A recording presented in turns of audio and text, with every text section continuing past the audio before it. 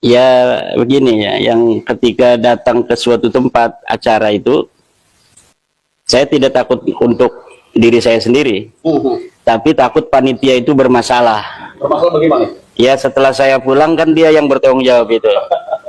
Nah kalau saya sih udah biasa. Ya. Udah biasa bagaimana?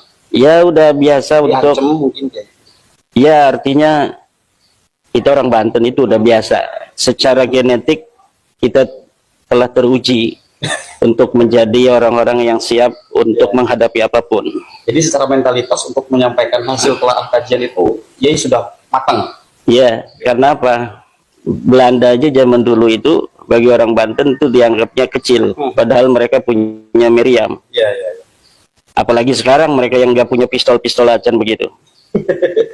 Baik ya, sebelum lanjut saya boleh minum kopi dulu ya? Enggak. Nah teman-teman, ini di samping ada buku dengan judul Ulama Nusantara Menggugat Nasab Palsu. Ini tertulis di atas Kiai Haji Imaduddin Usman Al-Bantani. Jawaban Kiai Haji Imaduddin Usman Al-Bantani terhadap buku Hanif Alatos dan kawan-kawan.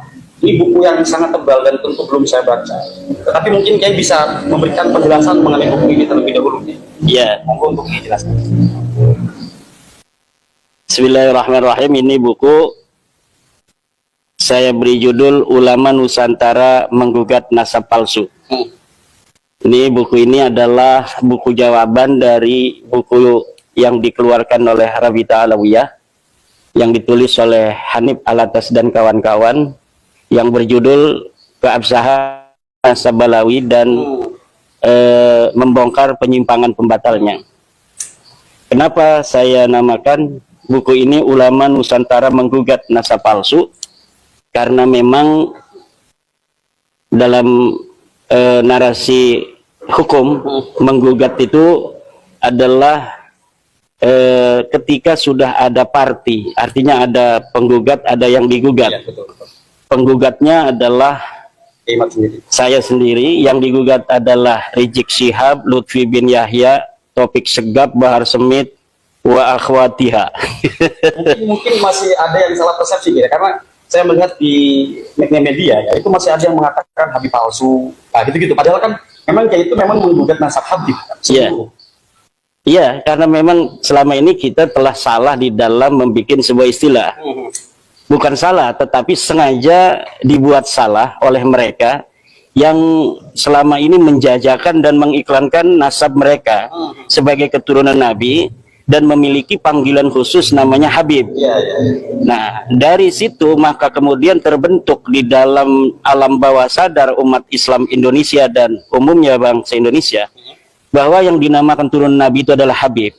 Sehingga sekarang ini ada kesalahan interpretasi tentang atau definisi daripada Habib itu, bahwa Habib itu adalah keturunan Nabi.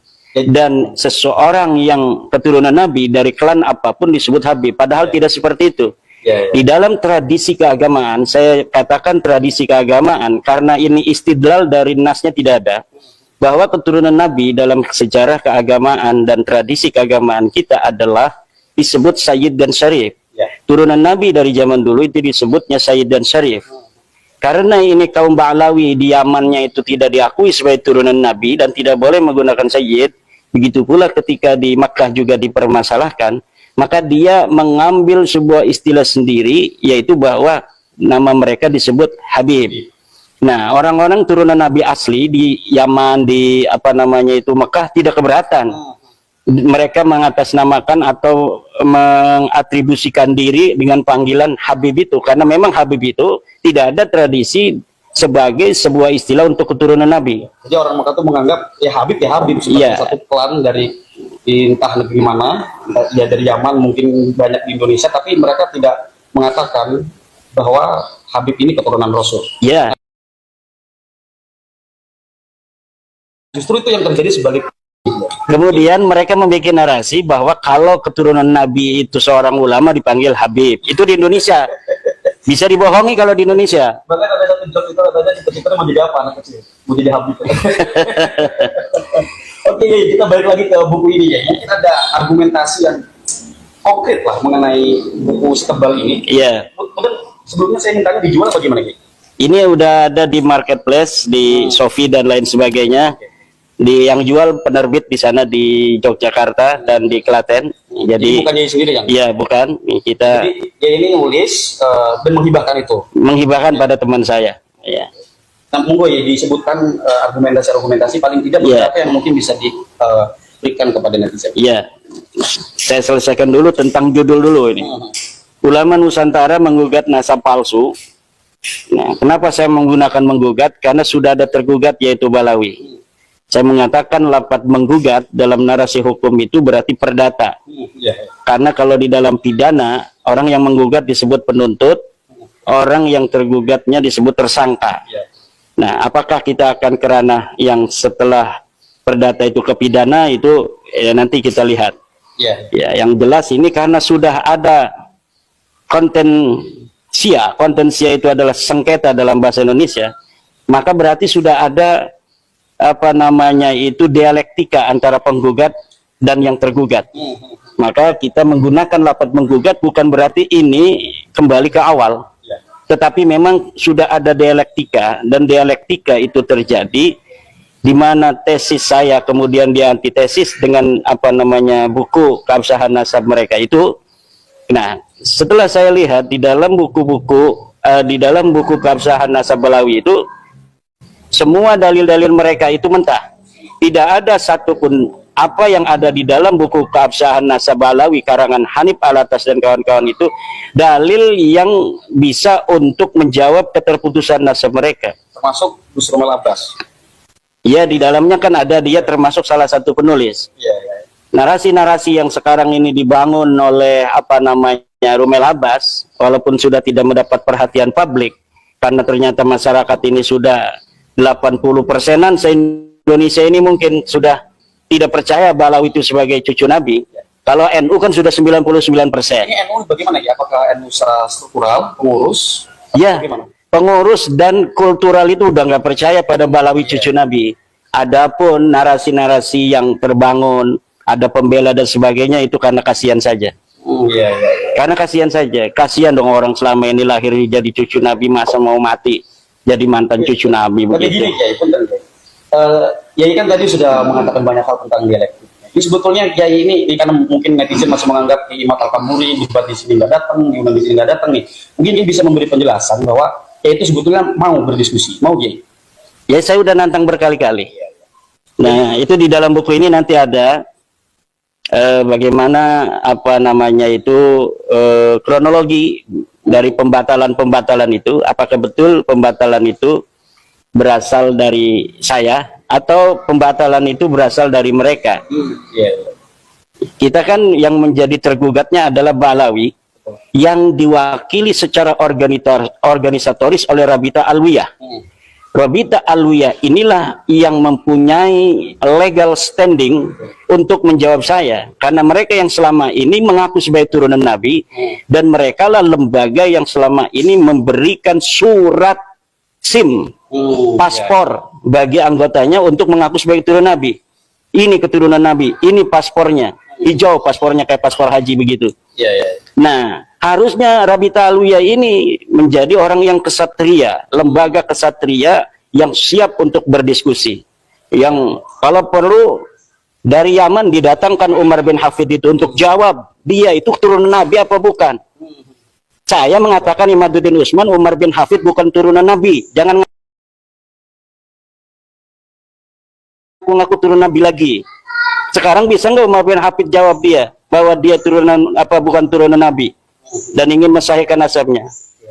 Saya tantang, atau murid-muridnya yang ada di Indonesia, murid Umar bin Hafid yang merasa bisa menjawab bahwa Umar bin Hafid itu memang turunan Nabi, silahkan datang atau tentukan di universitas mana dia mau. Kalau saya dulu pernah melihat Yai itu di kanal saya lupa, bahwa Yai siap berdiskusi bahkan 1 melawan 20 asalkan dilakukan di universitas. Iya, artinya itu harus dilakukan secara akademik ya. Ya, secara akademik. Kenapa? Kalau akademik itu ada jurinya.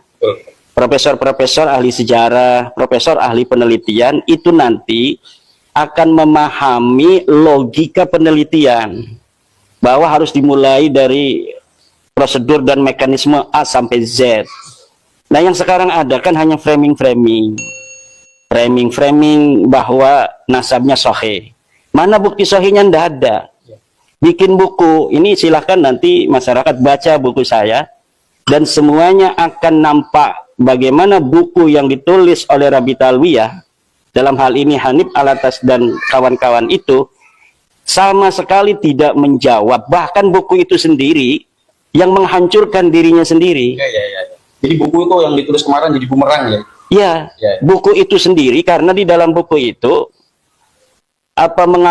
mengutip kitab-kitab yang sebenarnya apabila ditelaah secara benar, itu isinya adalah membatalkan nasab mereka. Tapi kemudian diberikan sebuah kesimpulan di bawah tanpa adanya terjemahan yang benar, seakan-akan lafaz di atas itu yang diambil dari kitab mensahihkan nasab mereka.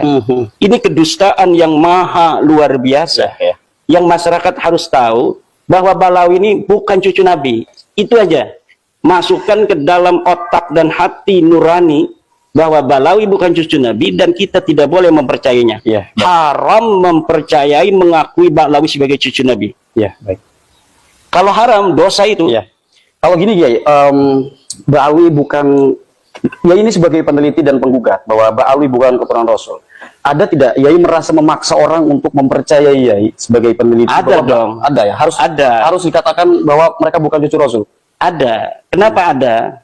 Karena memang dalilnya nggak seimbang. Nah, kalau yang kita tidak boleh memaksa, dalam arti dalam tanda kutip ya, memaksa itu dalam tanda kutip, kebenaran aja seperti Islam itulah ikraha fiddin. Tapi untuk saudara-saudara kita ini yang kayak Kiai Faiz Sukron Mahmud yang kemarin di CNN, dia bisa baca kitab. Tapi kenapa dia membela nasab Balawi dengan husnudzon saja? Inilah orang-orang yang saya kira harus bertobat itu. Dia yang sebetulnya mampu beristidlal. Kemudian dia meninggalkan istidlal. Ini hukumnya la yajuz, haram. Nah, orang-orang awam itu akan ikut pada dia dalam kesesatan. Kenapa saya bilang sesat? Ya jelas sesat, orang nggak ada dalil sama sekali nasab Balawi itu. Sekarang begini ya, mengenai tentang awalnya gini. Bermula dari ceramah Yai, saya masih ingat waktu itu, dan waktu itu pun saya yang pertama kali saya mungkin salah satu pertama yang mengangkat Yai waktu ceramah tentang nasab Ba'alwi. Dan pada akhirnya ceramah Yai itu bukannya berbicara soal nasab, tapi mungkin soal, kalau dalam bahasa pergerakan itu hegemoni, dan ditemukan diskursus-diskursus lain, semisal pemalsuan sejarah, pemalsuan kuburan. Nah, yang akhir-akhir ini ya yang terjadi itu soal Jatman. Nah, mungkin Yai bisa memberikan gambaran atau pemaparan apa hubungan kemudian relevansinya ya mengenai kajian nasab sampai ke urusan Jatman ya. Ya, Jatman itu kan selama ini diketuai oleh seorang Ba'lawi. Lutfi bin Yahya itu Ba'lawi. Walaupun nggak diakui dia di Rabitah, mungkin dia Ba'lawi. Selama 20 tahun lebih dia memimpin Jatman.